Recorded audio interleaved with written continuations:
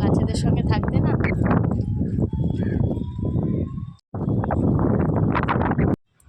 দুপুরে তো একচোট পুরো বৃষ্টি হলো, ঝুমঝুমিয়ে মেয়ে ভিজলো। তো আজকে তো ব্লগ শ্যুট করেছি, আজকে আর ব্লগ ছাড়া হয়নি। তো ভাবলাম একটা ছোট্ট করে একটা ভিডিও ছাড়ি। মানে সবসময় তো রান্না বান্না কাজকর্ম সব দেখাই, তো নেচারের সাথে ভিডিও থাকলে ভালোই লাগে। তো গুড ইভিনিং বন্ধুরা, এই বিকেলবেলা এখন একটু হাওয়া দিচ্ছে, খুব মেঘ করেছে, তোমরা হাওয়ার আওয়াজ নিশ্চয়ই পাচ্ছ। তো এখন ঝড় বৃষ্টি নামলেই না আমার এই গাছগুলোর বড্ড চিন্তা হয়ে যায়, কারণ সেদিনকে এই গাছের ডালটা দেখুন, একটা ডাল ভেঙে পড়ে গেছে, তারপর নাক চাপাগুলো পড়ে যায়। সব থেকে এখন যেটা আমার বেশি চিন্তা হয়, চলুন দেখাচ্ছি। সব থেকে যার জন্য বেশি চিন্তা করি আমি, এই ড্রাগনগুলোর জন্য। এই যে দুটো 5টা ড্রাগন হয়েছিল, আগের দিনের ভিডিওতে দেখিয়েছি। এই যে একটা, এই যে একটা, বুঝলেন? এখন এইগুলোর জন্য আমার বেশি চিন্তা হয়। একটাও যদি ফল হয় মনটাকে শান্তি, এই আর কি।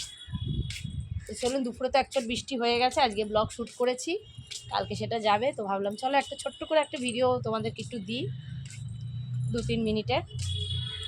আশা করি তোমাদের ভালোই লাগবে। আর তোমাদের ওখানে বৃষ্টি হচ্ছে কিনা একটু জানি, অনেক জায়গায় বৃষ্টি হচ্ছে। আমি একটু আগে লাইভ করছিলাম, তো মেদিনীপুর থেকে এক দাদা ভাই আসে, কনক দাদা বলছিল ওদের ওখানে নাকি বিশাল বজ্র বৃষ্টি হচ্ছে, বিশাল বিশাল মানে বিশাল। আর যারা আমরা বাগানি, এই ঝড় বৃষ্টি হলে এই গাছটা যে কতবার পড়ে যায় সারাদিনে।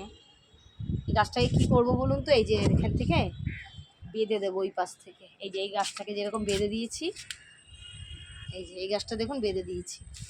এই গাছটাও আগে না পড়ে যেত এরকম, এখন বেঁধে দেওয়াতে আর পড়ে না। তা চলুন এখন নিচে যাই, গিয়ে একটু চাটা খাই। এরকম ওয়েদার একটু চাটা খেলে ভালোই লাগে। চলুন, আজকে এই ছোট্ট একটা ভিডিও তোমাদের দেখালাম। আর এই ফুলের কালারটা দেখুন, এটা কিন্তু ডাল কেটে যখন চারা তৈরি করেছি না, এটাও কিন্তু ডাল কেটে চারা তৈরি। তো যেই ডাল দেখেছেন কীরকম হেলছে। আমাদের এখানে বর্ণনগর স্টেশন, তো বর্ণনগর স্টেশন যেহেতু সবসময় গাড়ি যেতেই থাকে। চলুন,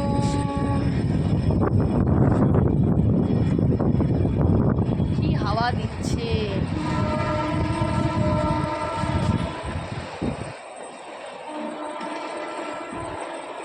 সবসময় রান্না বান্না খাওয়া দাওয়া দেখাই ভালো লাগে না, একটু অন্য ভিডিও ভালো লাগে, তাই না? বাচ্চাদের সঙ্গে থাকতে না। চলুন,